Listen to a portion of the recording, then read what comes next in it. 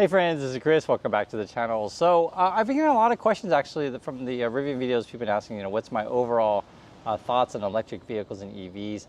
And this is actually a divisive issue in the investment community, and also too on this channel. Some people are really into these EVs, talk about electric vehicles, and some people are totally not into it. And I just want to share my general thoughts on this stuff. So first, I actually like EVs in terms of driving them. A big one for me, things that I don't like about a car is cabin noise. I hate that. I hate driving in a car and it's just like, road noise or the sound of the engine, these kind of things, right? You just got like that hum sound. I don't like that. And so what I really like about EVs is they run really, really quiet. Although some of them, and they go to various degrees, they have like kind of a hum sound, and it's going to depend on which one you're driving and how well the cabin is insulated, etc. But generally speaking, if I'm going to drive a car and I have a choice between electric or gas, I think 0.1 for EV would be cabin noise. I think is better. Negative though of EV, you have a real problem with range. I'm sure you guys know this is something we talk about all the time. I think as battery technology gets better, that will improve, but gas is just so much better. I actually took a trip out and had a Tesla. I was in Baltimore, and when I met my mom for the first time, you can guys find my video on that on my other channel if you like. It's a long story, but I'll just say I drove around, and the problem with range was really apparent. Yes, there were Tesla superchargers around, and yes, you could charge said things, but the supercharger ratio to gas station ratio is obviously not good. like there's gas stations everywhere, right? You guys know this. The other issue too, if you want to take like road trips or go anywhere, you have to sit at the charging station for X number of minutes, be it 20 minutes, 30 minutes, or whatever it ends up being. And there's been some debate in the community whether or not supercharging is damaging to your battery. So my understanding, and I'd like to hear from you all in the community, is that if you do supercharge, meaning like either fast charge versus like slow charge, that fast charge is damaging to the battery. That's my understanding, but your mileage may vary, and depending on which brand and battery you're using. And again, I'd like to hear from your thoughts, but that's my thought of it. I think that's a major concern. The other issues too is the whole infrastructure thing, right? So how long is it going to take for electric vehicles to have chargers all across the nation if you want to road trip across the nation? And this all depends too, and like what is the purpose of your car. I think for the average family looking to get into an electric vehicle, if you're just going to work and back, so say your work is 15 miles away or 30 miles away, probably it's going to be fine for your needs if you're going to use it to go to the grocery store, etc. But the electric vehicle already is a premium, right? So they're higher priced than gas vehicles. However, if BYD China's vehicle, I think it's called the Seagull, I want to say that is like a $10,000 vehicle, something like that. If that thing ever came stateside, that would be really, really popular, right? So if you got EVs to like a price to where like everyone can afford, that would be really popular. The other thing which I, talking about EVs also, some people just want the latest and greatest technology, right? I'm right there with you guys. So I'm the kind of person that, for good or bad, I update my computer all the time, right away. I update my phone right away. I want the latest and greatest. Like I like trying new softwares. I like trying new things. So, for some people that is like a big plus. They're just like, hey, I want to be the coolest kid on the block, etc. The one issue though with EVs is that we don't have a long track record in terms of depreciation. So at the moment, these things depreciate terribly, right? So overall, I think cars are a horrible investment. My personal opinion is don't spend too much money in a car because you're talking about a depreciating asset. Also too, when people talk about, say, saving the environment, these kind of things, I think honestly we just get more cars off the road, and people should be walking, biking, or taking mass transit. We live in Busan. If you guys watch my vlog channel, you'll see we go around Busan all the time. Mass transit is absolutely fantastic, and my personal opinion, like I wish the American government, talking about in the U.S., would invest more heavily in clean mass transit, safe mass transit, and affordable mass transit. Just to give you guys a kind of example, in Busan, it's like $1 for a trip, and you can go anywhere in the city for like $1. No electric vehicle, no gas vehicle, no car will ever get to that kind of cost where you can go, like say equivalent of, I don't know, 40 miles, something like that for $1. It's just, you're never going to get to those kind of levels. One thing though that I understand is that I don't think we're going to be at a point to where we can ever completely eliminate cars on, we're not at that point. For lots of different reasons, like for example, maybe deliveries, we need ways to move goods. Amazon's, trying to do like a drone thing where we have all these drones flying around, dropping off packages, that kind of stuff. How far are we with that? Probably a long ways from that, because the reason would be that, you have, how can I say, like all this air traffic, and we want just people just, dropping boxes and stuff like that on you. The other issue as well is, depending on your particular situation, you may have like a need for a delivery person to, get out of a delivery van, take your package up to your door. Like a drone maybe can't come to those kind of places. So I don't think drones are going to replace cars anytime soon, right? So I'm just talking about, the whole situation with the cars, as I mentioned, getting cars off the road. More things about EVs. They're heavier, so those are more damaging to the road. That's something that people don't talk about enough. So they need more road maintenance. At the moment, our gas vehicles, when you buy gas in the USA, states have tax on those things, and that helps pay for the road maintenance, right, et cetera. So one thing that's going to happen, and I believe it's Australia, or it could be Norway. You guys can correct me if I'm wrong. I just remember people in the community have mentioned it before. Regards to electric vehicles, is that some places have it where you like register your mileage or kilometers, like is it like each month or each year or whatever, and then you have to pay a tax on how far you drive.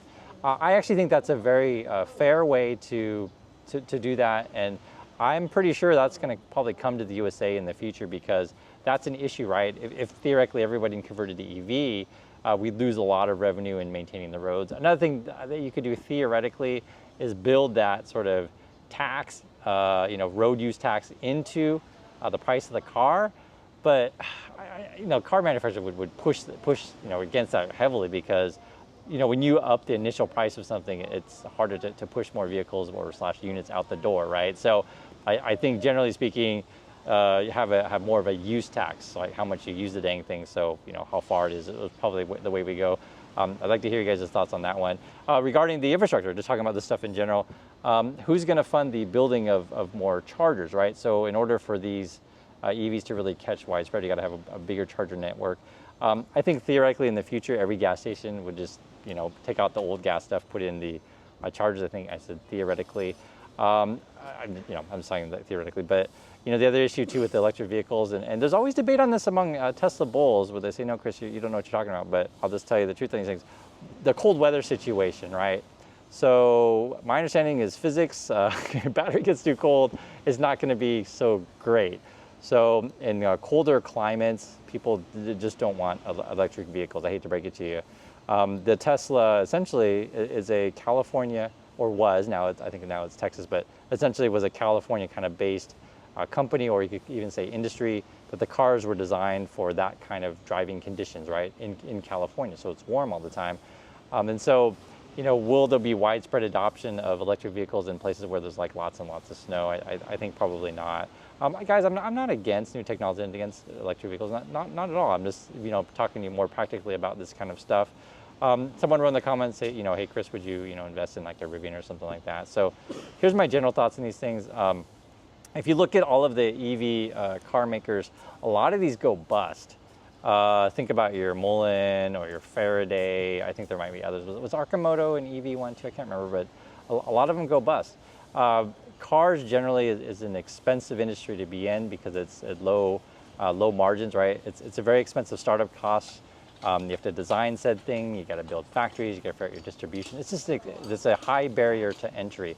So on a positive for Tesla, right? They're one of the few car companies that were able to, be a startup and actually make it and compete against the big ones. So I'm all for more competition. So kudos to Tesla for surviving this long.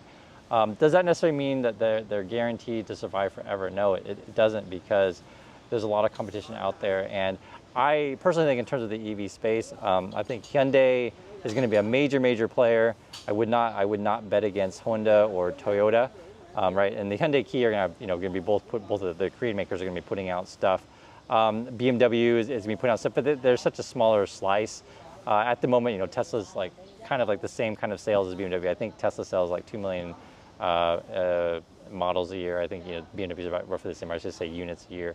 And I also want to address something too as well. Whenever you have this discussion, I mention in videos from time to time, but I got to mention it again for people who don't know. people always like to say, but Chris, you know, Tesla sells the best-selling car in the world, the Model Y.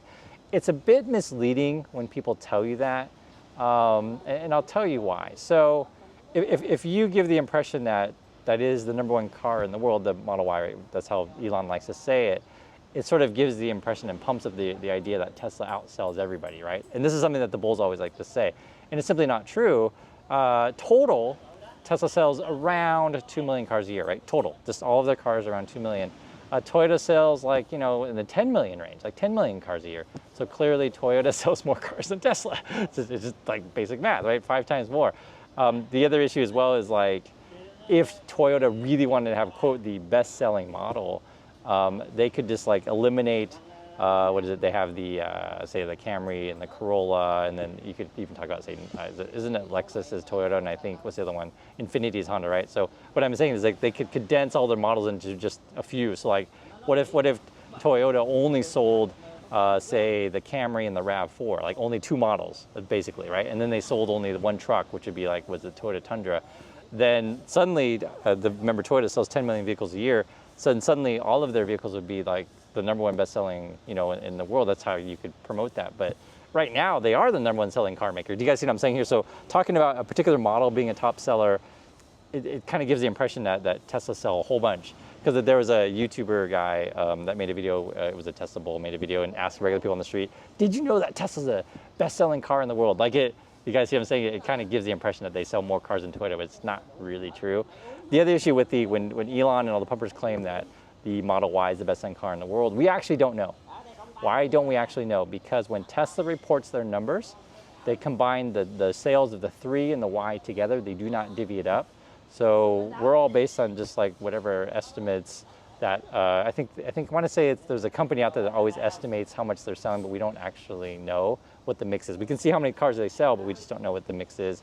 Cybertruck, I think, is a very, very small part of their thing. So it doesn't mean that Tesla doesn't sell cars, they do, but I always laugh when people say, oh, but Chris, they're the best-selling car in the world. So I hope you guys understand what I'm talking about with that.